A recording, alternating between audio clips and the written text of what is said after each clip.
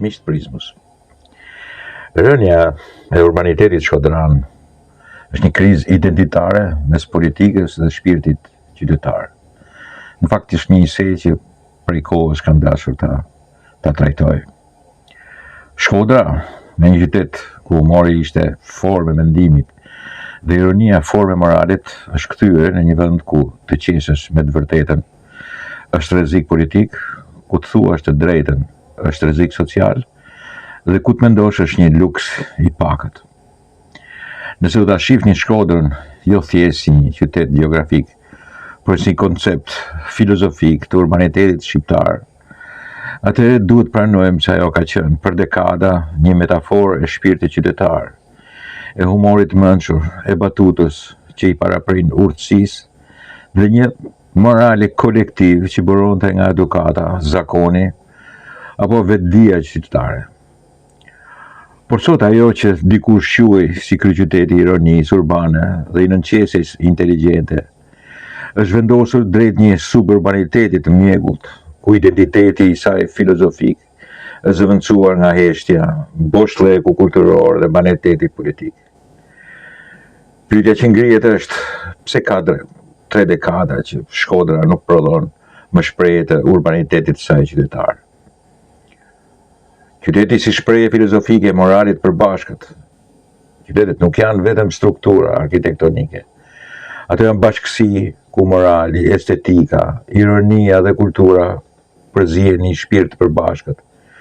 Shpreha si na rujt Zoti mend te kresa apo birat e gardit e fjalët e Hallkut nuk mbyllen. Nuk janë thjesht thënie popullore, ato janë formulat një mençurie urbane që kërkon maturi, vetëpërmbajtje dhe vështrim të hollë ndaj jetës. Ato lindën në një Shkodër që kishte një klasë qytetare të edukuar, të lexuar, të vetëdijshme për dinjitetin publik. Filozofi gjerman Hegel e cilëson qytetin si një përmbushje të shpirtit objektiv të historisë. Kur historia e qytetit shkëputet nga vullneti i njerëzve për të kultivuar të bukurën dhe të mirën në jetën publike, atëherë qyteti ndalon së qenë krijues. Provincializmi dhe politika si agent të shpërbërjes urbane, këtë kam dashur gjithmonë ta trajtoj. Ishte një nga problematikat akute të qytetit dhe vazhdon edhe sot e kësaj dite. Shkodra ka qenë për dekada subjekti një eksperimentimi të egër politik, veçanërisht nga Partia Demokratike, e cila për më shumë se 3 dekada mbajti pushtetin vendor pa prodhuar asnjë risi qytet formuese.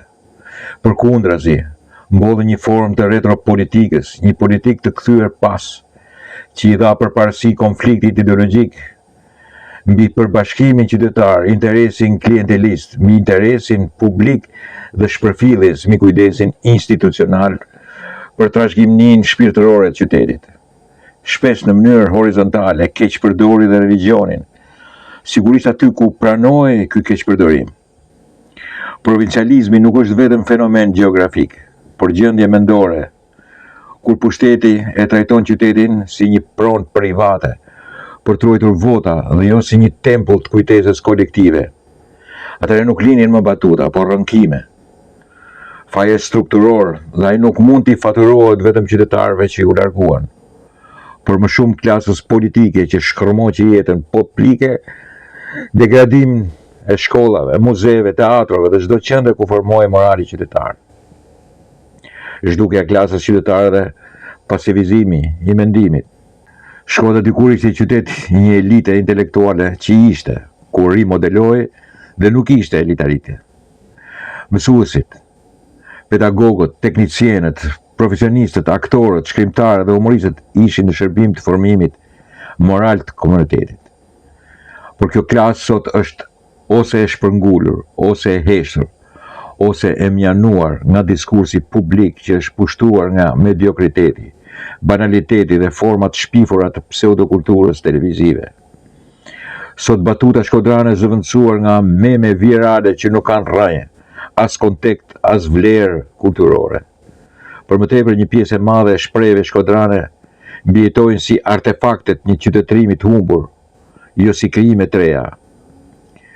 Kjo tregon se ai, urbani, është zëvendësuar me suburbanin, se qytetari është zëvendësuar me banorin dhe se mendimi filozofik i jetës së përditshme është zëvendësuar me konsumin të shpejt dhe të paqëllim të realitetit.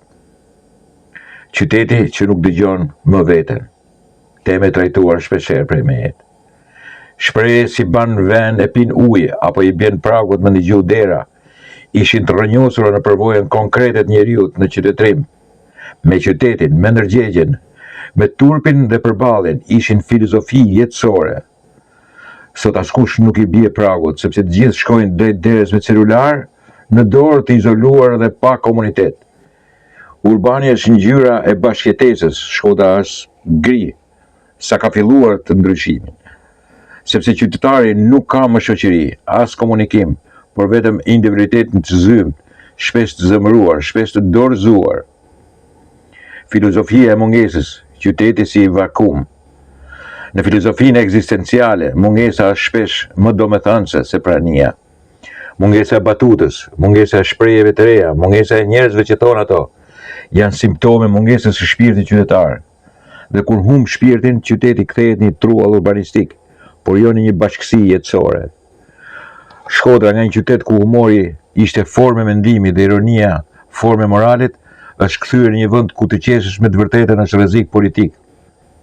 Jo thash në fillim, ku të thuash të drejtën është rrezik social, dhe ku të mendosh është një luks i pakët.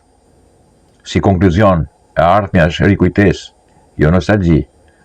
Zgjidhja nuk është të kthehemi te nostalgjia për Shkodrën e dikushme, por të rikujtojmë filozofinë që e bënte atë qytet, jo vetëm qytet si vend, por si ide. Për të rikthyer urbanitetin e Shkodrës, duhet s'pari të ndalohet eksperimentimi politik mbi të. Duhet ringjallur klasa qytetare dhe kultura publike, të rindërtohen hapësirat e kujtesës kolektive, të ngrihet vetdia se qyteti nuk është pushtet, por përfaqësim i shpirtit të bashkësisë. Pa këtë nuk do të kemi më shprehje të reja, por vetëm përsëritje pa kuptim të një epoke që u mbyll jo për shkak të mungesës fjalës, por për shkak të heshtjes që politika ja imponoi qytetit. Heshtje që vetëm filozofia e mendimit lirë dhe morali qytetar mund ta thyejë. Dhe Shkodra, për të ringjallur, duhet filloj sërish të mendojë me humor dhe të qesh me mençuri. Dakord, miqtë e mi?